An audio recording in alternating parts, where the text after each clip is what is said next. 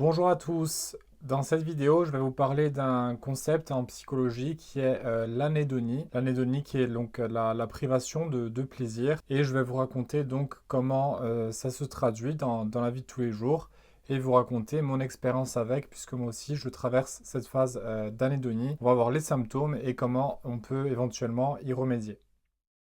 Alors, je vous le disais tout à l'heure, le terme anédonie, hédonie c'est le plaisir, ane c'est le privatif, donc on vient mettre la négation, donc c'est l'absence de plaisir. Alors, une vie sans plaisir, bon, ça peut être bien compliqué au sens philosophique du terme, mais là on est plus dans le registre de la médecine, puisque l'anédonie, soi-disant, est observable, puisque ça peut résulter de plusieurs causes, mais très souvent, ça peut être la cause dans le cerveau, c'est-à-dire que c'est le cerveau qui fonctionne mal, et l'hormone responsable du plaisir, c'est la dopamine. Donc il se peut qu'il ait un malfonctionnement dans la partie du récepteur de la dopamine. Donc l'anédonie, donc c'est pas facile de vivre avec, puisque on ressent du plaisir pour pas grand chose. Alors l'anédonie peut se définir de plusieurs façons. Elle peut être, vous savez, des fois on peut avoir du plaisir rien qu'en anticipant quelque chose qui nous fait plaisir. Typiquement, on m'invite à la plage avec des amis, ben voilà, rien que d'y penser, j'ai du plaisir. Donc ça, c'est l'anédonie anticipative. Donc la simple anticipation va produire de la dopamine et on se sent bien avant de l'avoir expérimenté. D'ailleurs, je ne sais pas si ça vous l'a déjà fait, mais typiquement, vous voulez, il y a votre repas préféré dans le frigo, ou je sais pas, une canette de coca, ou n'importe quoi, votre fromage préféré, quelque chose que vous adorez. Vous avez le goût à la bouche, vous avez le plaisir, et là, vous ouvrez le frigo et vous voyez que finalement, quelqu'un, votre partenaire, votre soeur, votre frère, l'a mangé. C'est un grand sentiment de déception. Mais en fait, c'est le plaisir qui tombe d'un coup et qui laisse place à la tristesse. Alors, il est d'autant plus dévastateur, puisque là, c'est vraiment les montagnes russes. On monte et on descend d'un coup. Mais bref, en gros, l'anédonie, donc, c'est l'anédonie, donc, anticipative, c'est ça. C'est l'anticipation, la projection, le fait de se voir dans le contexte qui nous fait plaisir. Ben, rien que ça, on va vivre du plaisir. Certaines personnes n'ont plus cette capacité à euh, expérimenter la joie de cette façon-là. En revanche, ils peuvent, lorsqu'ils vont expérimenter la chose en question, avoir du plaisir. Donc ça, c'est l'anédonie donc de consommation. Ça, vous voyez, c'est l'inverse. C'est ceux qui ne pourront pas avoir du plaisir lorsqu'ils vont faire l'activité. Donc typiquement, moi, je joue de la guitare, j'adore ça. Et j'avoue que le fait d'anticiper et de me visualiser en train de jouer, c'est pas suffisant pour moi de me donner du plaisir. Donc c'est en revanche quand j'y joue, là je prends du plaisir. Donc il y a de la dopamine qui se passe, il y a de la joie qui se passe. Donc vous voyez, c'est un peu ça, c'est dur de se motiver quand on a l'anédonie qui dans l'anticipation, puisqu'en fait c'est très très dur de se motiver et de prendre des actions concrètes. Quand bien même on prend du plaisir lorsque l'on fait l'activité. Oui, c'est un peu ça le paradoxe, c'est que on sait très bien qu'on va aimer le faire, mais on ne peut pas expérimenter de manière concrète cette joie tant que nous ne sommes pas passés à l'action. Alors, je pense que le pire, c'est d'avoir les deux, parce qu'il y a des personnes qui peuvent tout simplement ne pas avoir de joie quand on anticipe et ne pas avoir de joie quand on fait l'activité. Alors là, comment on fait? C'est vraiment tout est plat, c'est le désert, et je vois pas en fait comment on peut vivre. euh, on peut le faire, mais à quel point on peut continuer, à quel point on peut persister, pourquoi? Vous savez, c'est Nietzsche qui disait ça, parce qu'on se demande pourquoi, rien n'a de sens, puisque pourquoi, après tout, peut-être on va tous mourir, c'est métro, boulot, dodo, on se lève le matin, on mange, on fait ci, on prend la douche, on fait toujours les mêmes choses. Si là, l'être humain commence à se demander pourquoi, ben, c'est un peu la fin de tout. Et je pense que, en revanche, quand on se demande comment, disait Nietzsche, quand on se demande comment le faire, ben là, tout prend sens. Quand on se demande comment le faire, comment je me douche, ben voilà, je dois mettre une certaine température. Ensuite, je dois manger. Alors, comment je vais faire à manger? Et là, tout prend sens et on peut vivre. Mais je pense que pour les personnes qui expérimentent de l'anédonie, les questions existentielles sont beaucoup plus dures puisque d'emblée, on a une privation de plaisir. Et là, c'est là que c'est dévastateur. Quand le pourquoi arrive et qu'on n'a pas de plaisir, c'est là que, peut-être que vous devancez ma pensée, mais c'est là qu'on peut aller malheureusement dans le cas des idées noires et donc de vouloir faire des actes contre sa personne. Donc je disais, pour revenir à mes propos, donc l'anédonie anticipative, l'anédonie ensuite quand on consomme, quand on fait l'activité. Il y a aussi un autre type d'anédonie, c'est l'anédonie sociale. Celle-ci se produit en fait quand on ne ressent plus de plaisir avec autrui. C'est-à-dire qu'on va voir des amis, on va assister à des événements où il y a du monde autour et on ne va pas prendre de plaisir avec les gens. Donc ça, c'est grosso modo les formes d'anédonie les plus présentes. Alors c'est l'anédonie, quand est-ce qu'on la ressent? Enfin, qui la ressent et quelles sont les causes? Il y a beaucoup de théories là-dessus. Alors la principale qu'on entend le plus souvent, c'est la schizophrénie. Les patients atteints de schizophrénie, vous le savez, ont des symptômes positifs et négatifs. Les symptômes positifs, ça ne veut pas dire qu'ils sont bons. Les symptômes positifs, c'est quand on ajoute des choses, donc on a des délires, des hallucinations, hallucinations auditives, olfactives, sensorielles. Donc on perçoit des choses qui ne sont pas. Donc ça, c'est les positives, les symptômes positifs. Et ensuite, concernant les symptômes négatifs, c'est ce qu'on enlève. Et un des symptômes de la schizophrénie, dans les symptômes négatifs, c'est l'anédonie.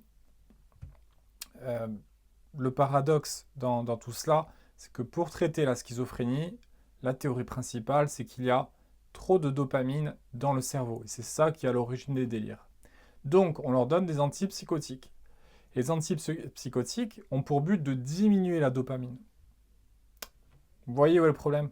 C'est que les gens qui ont la schizophrénie ont déjà, avec les symptômes négatifs, de l'anédonie, donc de la difficulté à se motiver et à prendre du plaisir. Et là, on vient diminuer leur dopamine. Donc voilà. C'est pour ça que j'en ai parlé dans plusieurs vidéos, mais je pense que nous sommes aux prémices du traitement de la schizophrénie, puisque vous voyez que ça ne tient pas la route dans le raisonnement. Certes, il y a de grandes avancées, les neuroleptiques permettent aux patients de vivre une vie assez convenable, dans le sens où ils ne sont plus enfermés comme avant. Je vous rappelle, on était enfermés encore au XXe siècle.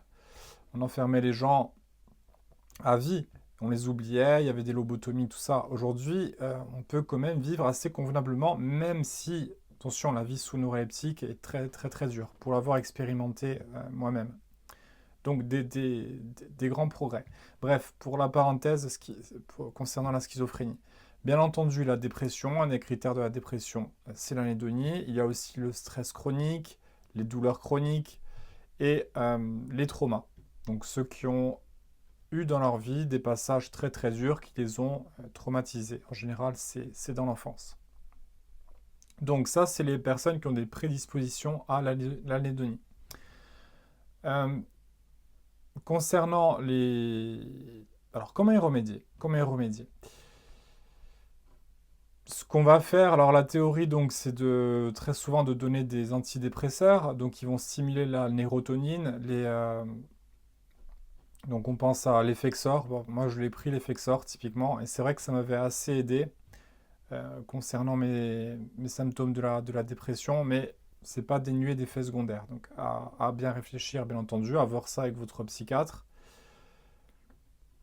Moi, franchement, je souffre d'anédonie. Enfin, ça fait depuis la prise des neuroleptiques que c'est très plat. C'est un effet secondaire, les neuroleptiques. On peut même avoir de l'anédonie avec des antibiotiques et des antidépresseurs et toutes sortes de médicaments. Il y a une chaîne finastéride pour ceux qui souffrent de calvitie.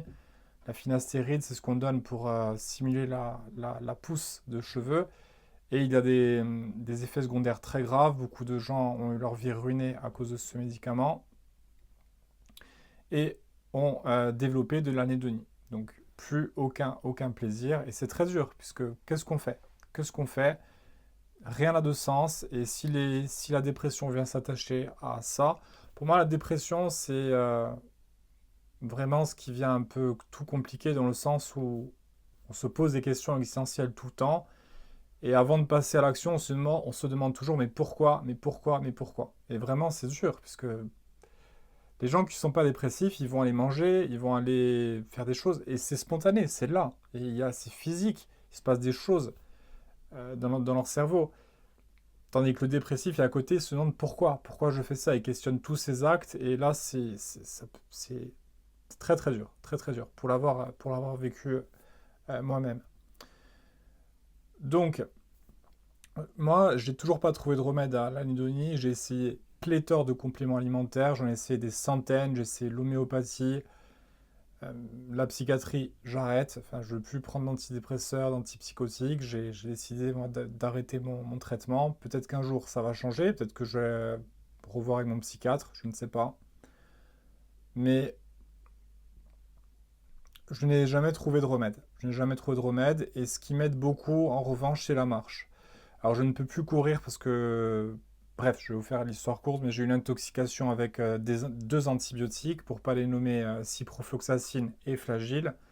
Et ces antibiotiques-là m'empêchent, j'ai des douleurs chroniques un peu de partout, tout brûle dans mon corps et j'ai des tendinites de partout, donc je peux plus trop marcher, ça fait 1 an que c'est comme ça.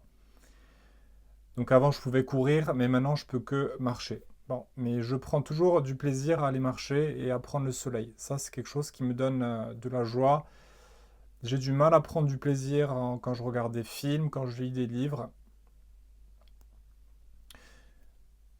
Mais voilà, j'ai toujours pas trouvé de traitement pour l'anédonie me concernant. Je ne pense pas qu'il y en ait beaucoup. Je veux dire, les antidépresseurs, les antipsychotiques, on donne souvent des antipsychotiques aussi pour la traiter. Parce qu'à faible dose, les antipsychotiques peuvent avoir un effet antidépresseur.